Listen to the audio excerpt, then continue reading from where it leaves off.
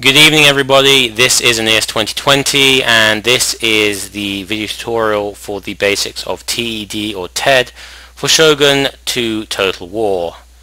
This is the TED editor. The first thing you're going to want to do when you load in is go up to File and New Battlefield. The reason you're going to do this will become apparent in 1 second. Alright, let's zoom out. The reason you want to do this is because by hitting New Battlefield it will give you a deployment zones. The red box and the blue box here are the deployment zones for the two opposing armies. Let's talk movement. It's your standard WASD key configuration to move around, which is a little bit slow. Your mouse wheel to zoom in and out. Zoom all the way into the grass if you want to. And like I said, the WASD is slow, so you can use your middle mouse wheel, which is what I do, to pull yourself around the map by clicking on it and pulling wherever you want to go. If you want to move the camera around, you hold Alt and you press your middle mouse button in and you can look anywhere to your heart's content. Let's start with the real meat and bones. The three tabs along the top here are going to be where you spend most of your time in TED. Select, Create and Paint. Select is pretty self-explanatory. It allows you to select things by pressing the left mouse button, and on this drop down here it also allows you to select vertices. The Create tool is going to allow us to do some stuff later on, and the Paint tool is going to allow us to paint height. In order to place terrain, what you want to do is go across to the Paint tab. Here you're going to have two things in your drop down on the left hand side, and that is Blend and Height. Let's go ahead and skip Blend for now and go straight to Height. Height is where you create mountains, valleys, lakes and seas in the TED or TED editor, and is the real, I guess, main feature of this editor. Over here you see you have options for pressure, scale, blend mode, which we'll get into in just a minute, brush and height. Let's not mess around with the pressure right now. Let's go ahead and pick a brush. Let's go ahead and pick a mountain. This one will do, and if you zoom in you're going to see the little outline. As you see right now, that's not very impressive. That's about the size of a car. Let's go ahead and change that to 600 on the scale. The scale runs from 1 to 1000. Anything over about 300 is going to give you a pretty sizable size piece of terrain. Left click to paste and you'll see that the terrain actually went down, and that's because TED's standard terrain height is actually higher than 1, and our height is set to 1 right now. This is in normal absolute mode. So we want to create a mountain. Let's go ahead and change the height of this mountain to 80 and place it over here. See, that gives us a nice little peak. And you can just go ahead and select some more mountains. Let's do one coming out here. And mess around with the height a little to give it some variation and some depth. Try and get something kind of organic looking. And you can see you can put a pretty decent mountain range together in absolutely no time at all. A word about this yellow box around the side of the map. It is your map boundary. Anything that happens outside of this box will not be playable. And as you can see, the mountains actually start to get less detailed once you get outside of your map boundary, because obviously they're not playable. So that's how you create mountains. Let's go back and see whether we can create a lake in the middle of the map. Again, we'll select a brush. Let's see. This brush right here. It's a little large. I think we're going to take that down to 400.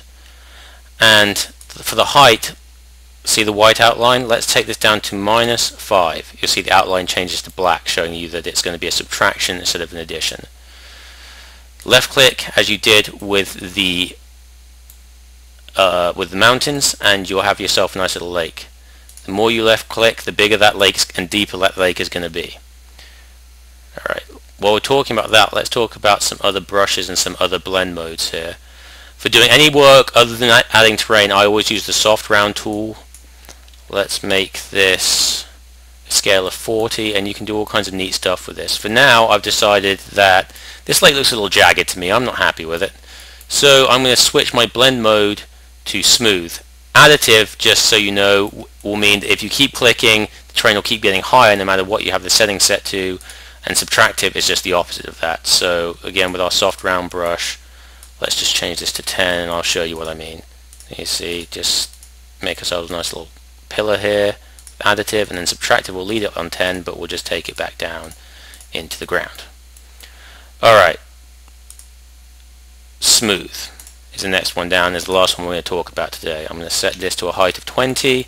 I've got my scale set, and like I said, this is great for taking care of jaggies. I'm going to run this around the edge of this little crater I've just created, and it's going to smooth that out and take care of all my mistakes. It works really great on lakes. If you want to make a slightly more rounded edge, you can do that. And as you can see, that smoothed out that lake for us. Or, for example, if you decide these mountains are a little bit too jagged and you want a more round look, you can just run this smooth tool over the peaks and valleys of these hills here, and it will smooth them out nicely for you, allowing for easier troop movement. Alright, that is the height channel. Let's go to blend. What blend is going to do for you is allow you to make ground textures other than the standard grass. This right here is the standard grass texture. Pretty simple, pretty normal. I'm going to go ahead and select my soft round brush again, just because that's the one I like. Set my scale to 20, just like I did in the height mode. If you want something bigger, this is always where you go. If you want something smaller, you just change that. I'm going to leave the blend mode on normal. I'm just going to left click to start painting, and as you see, it puts this nice little dark stuff on the ground. Now when we zoom in, even though it says forest up here in the ground type, and there's different types of ground type, sand, rock, mud, grass, etc., what it's actually given us, as opposed to the grass here, is a kind of forest leaf litter type ground area, ground layer, with some ferns and some flowers and everything in it. And this is going to be the basis for the start of our forest. And again, if you want to get fancy, you can select some of these other brushes and you can kind of do a slightly more organic type look to your forest, particularly around the edges where it blends in with the grass. Alright, that is everything that you need to know pretty much about paint and height for right now. So let's go ahead and switch to our Create tab.